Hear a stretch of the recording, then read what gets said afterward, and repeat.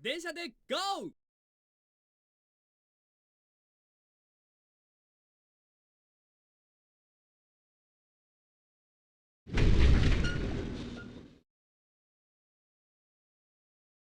In December of 2000, CyberFront published Densigo 2 on the Game Boy Color.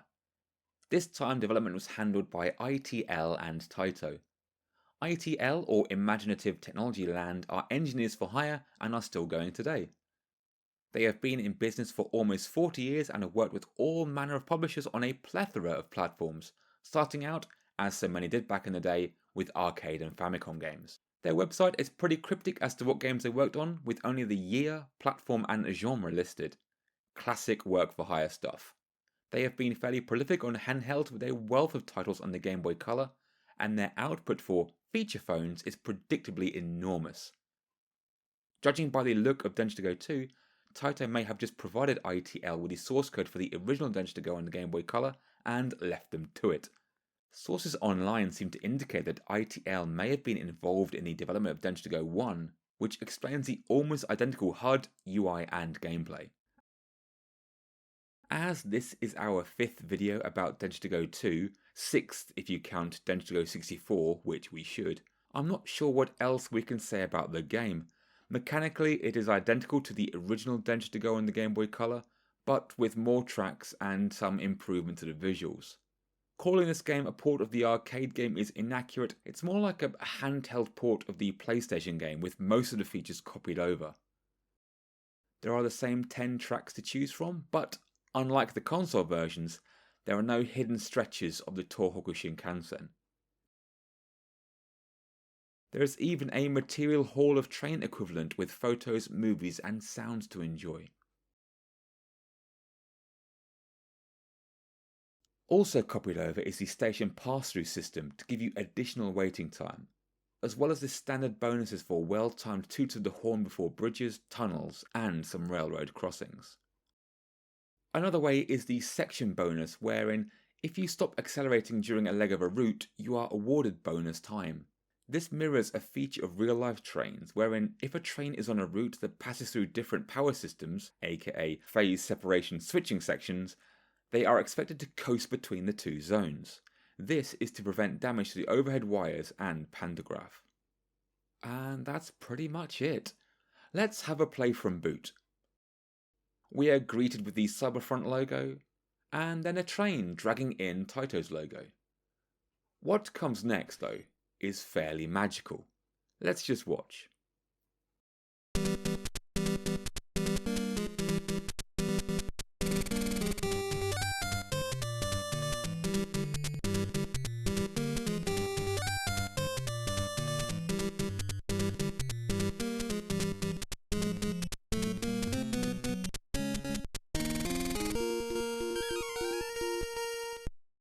It's just like the intro from the CD-based games, with monochrome digitized video and stills of trains. It's actually very impressive if let down by the not so great music. But it does make an effort to bring the game up to the levels of the console iterations, which is more than can be said for the other handheld games and some of the later console ports. I read some time ago that Densigo 2 was the Game Boy Color game with the largest ROM size, the amount of storage required on a cartridge for the game information, due largely to the intro sequence and the 100 digitized images found in the Material Hall of Fame. To facilitate this larger ROM, a special mapper was required. Standard Game Boy carts had a tiny amount of space to store a game, 32 kilobytes, which in 2025 is the same as 0.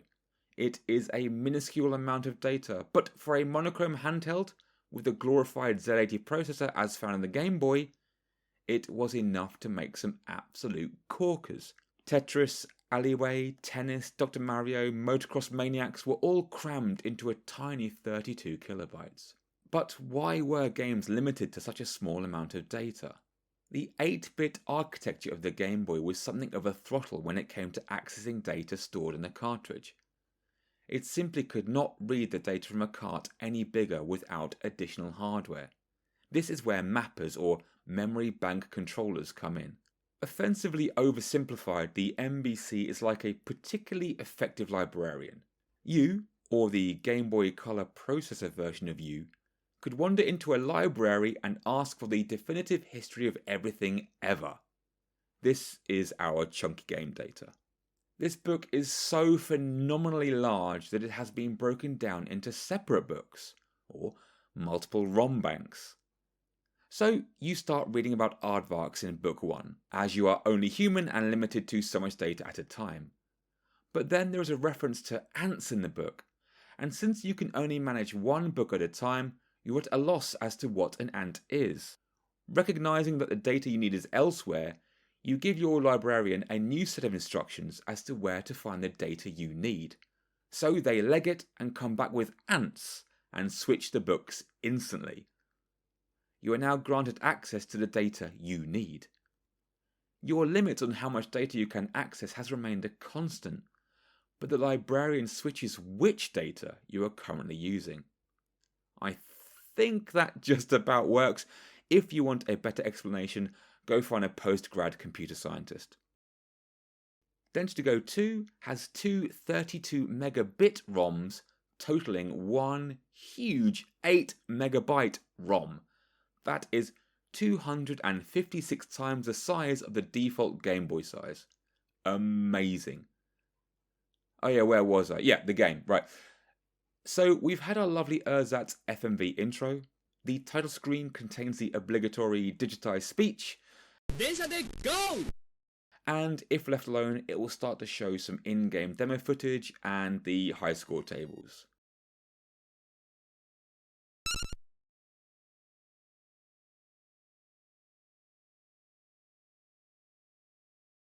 The main menu has 4 choices: Game Start, Picture Book, Game Setup and Ranking. The game setup has the usual suspects: control type, 1 or 2 handle, difficulty, speedo and distance gauge style, and cart reset, while rankings are a means of viewing your scores on the runs featured in game.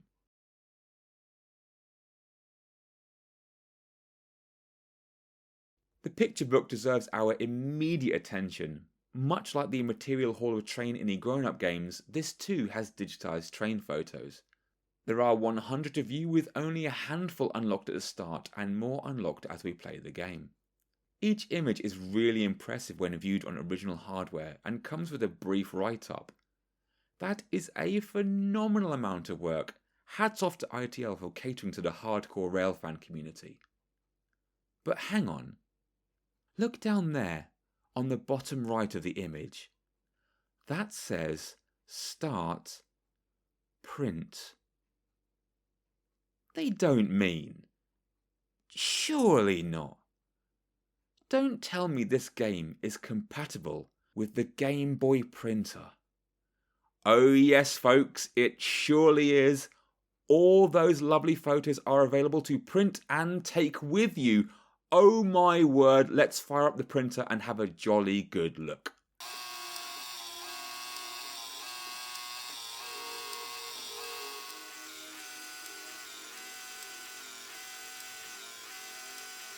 Well, that's certainly an image of a train. It's smaller than I expected.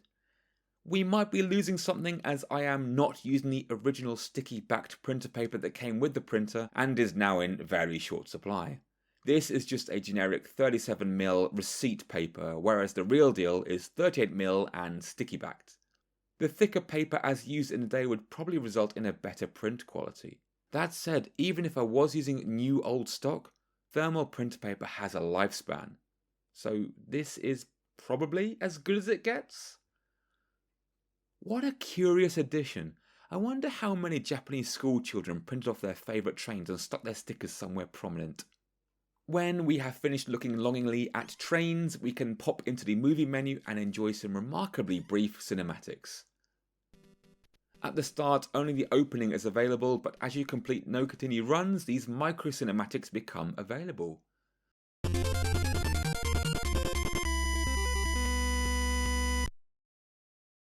As do 2 types of end credits.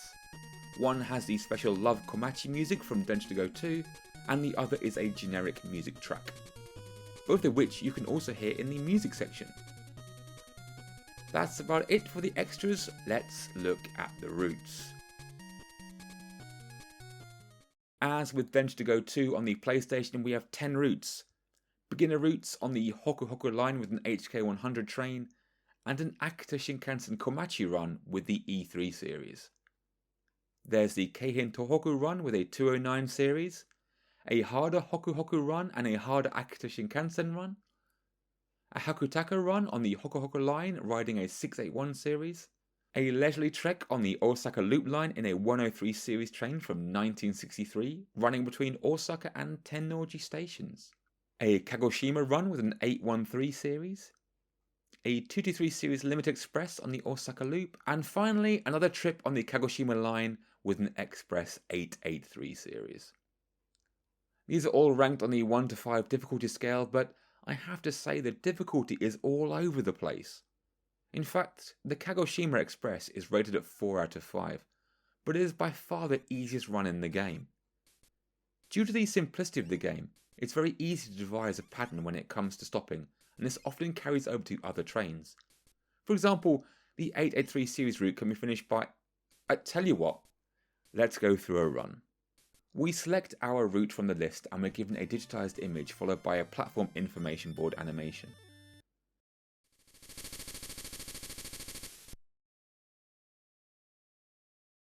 Next up we get our route map. At first it's blank, but once you complete a run you get a star and green dots appear above stations. The star's colour depends on whether you completed a run using a continue or not. On longer routes you can scroll the map with left and right on the D-pad. This map will remain until a button is pressed. Then we're dumped into the driver's cab. This cab has two functions. One, it's an attempt at immersion, and two, it reduces the play area to a postage stamp, meaning that the frame rate will be decent. We wait for the pilot light and then we are off. The HUD is a bit clearer than the previous Game Boy entry, but there is still the problem of the speedometer and the distance gauge being on opposite sides of the screen. Had they been side by side, it would be a lot easier to get them working together. As it is, you have to flick your eyes to the top of the screen, then down again to make your adjustments accordingly. Not ruinous, but not user-friendly. Having a decent update rate to the graphics would make judging your speed much easier. But as the updates slow down, gauging your speed using the speedo becomes essential, as there's no feeling of movement. Up and down buttons adjust the master controller position, while A and B buttons control the brakes. Down increases the throttle while up reduces, and A increases braking pressure with B reducing it. Tapping right on the D-pad resets the throttle and the brake, a really useful feature, and select is used for the horn. This is not so great as it is a smaller button on the Game Boy Color and you can miss it. All the backdrops are the same in this installment. A colour gradient and rolling hills.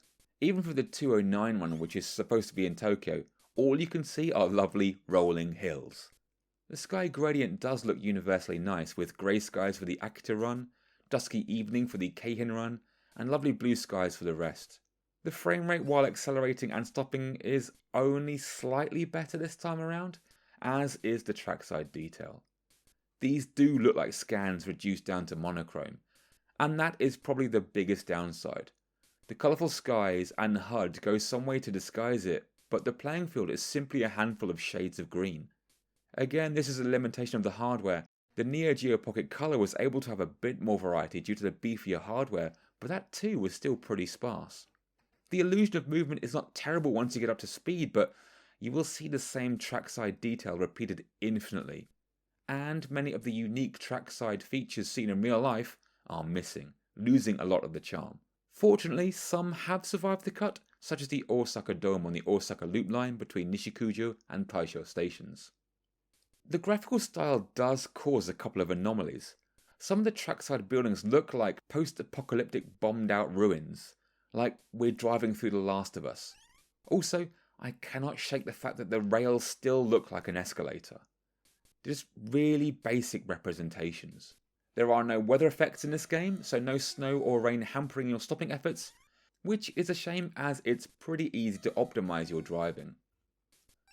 As I was saying before, it is easy to reduce driving down to a system. This line, for example, requires little more than coasting at 90, dropping to about 80 before the 300 meter mark, applying B6 just after 300 meters, taking the brake off at 30 kilometers an hour, then gradually chipping away at your speed until you roll to a nice stop. This is all you need to finish this run. Well, that and a warning that after the final station pass-through, you're going to want to start braking early as there is a surprise 45 kilometers an hour speed limit and you will not make it in time unless you're expecting it. Yes, once again, the sudden speed changes are back, requiring rote memorization of the tracks. And that's all it takes really. For each successful station stop, you are awarded anything between 1 and 4 images for your photo book. These are marked as the aforementioned green dots on the route map, so you know where you're missing some photos. If you perform badly, such as missing the 1 meter stopping point, the pictures are not unlocked. Running late or early does not seem to affect the unlocks.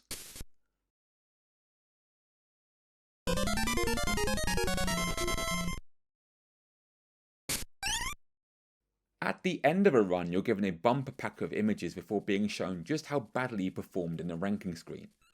The 5 categories are accuracy to the timetable, accuracy to stopping distance, brake usage, obeying signals, and finally safety. They all seem fairly random. I've had shocking routes where I've inexplicably scored 80 plus, and likewise runs I was really happy with that got slammed down into the 60s.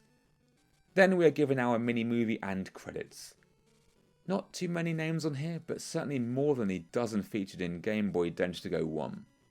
And that's it. Do that 9 more times and you've finished the game. Comparatively, it is one of the easier games, I think. There are loads of skipped stations. I think it's only the Osaka loop that has you stop at each station. Even the special timetables only have a handful of station stops, and the 2 Shinkansen routes are just end to end with no stops in between. This compilation really lives up to the High Speed Edition tagline of the Densigo 2 arcade. So I think that's about it. There's not much more to say. It plays well enough. It's a bit boring visually, but there is a lot of content to unlock. It's weird knowing what should be happening on screen and what isn't.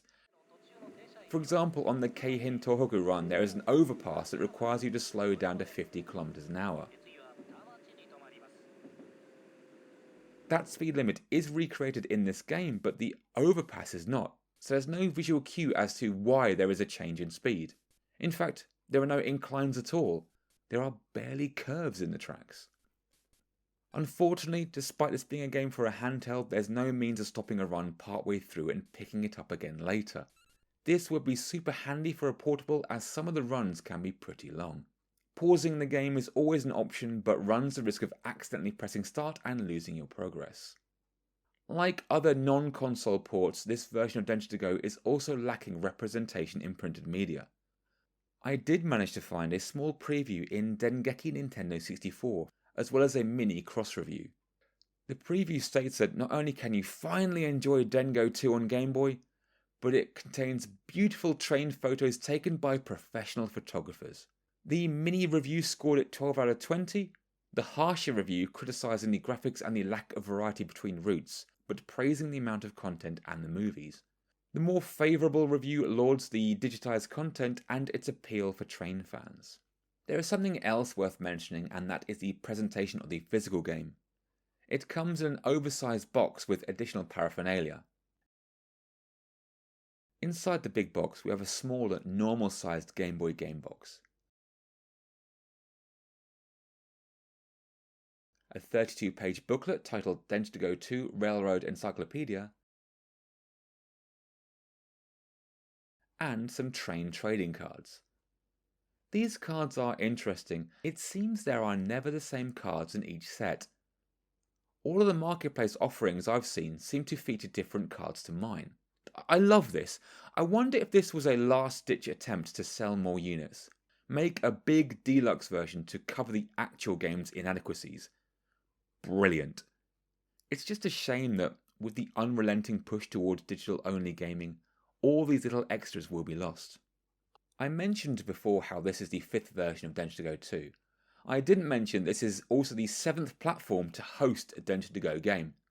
We started with the PlayStation, then Sega Saturn, Bandai WonderSwan, Nintendo 64, Neo Geo Pocket Color, Game Boy Color, and Sega Dreamcast.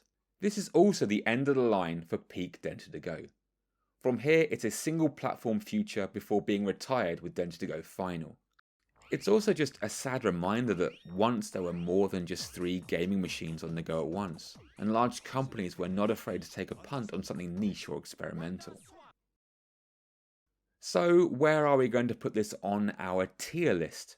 I slammed the first Game Boy Color game with an E ranking, and I still maintain that. I think that lackluster offering is what inspired the extra content and inbox freebies in Densigo 2 on Game Boy Color. I think it should land a C.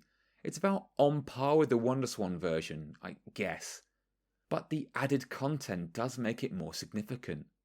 Then again, the gameplay is fairly bland and easy to cheese. But it's printer compatible!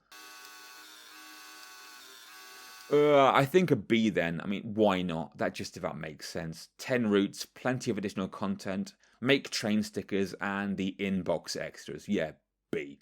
Agree, disagree, let me know in the comments. So that will just about do us for this episode.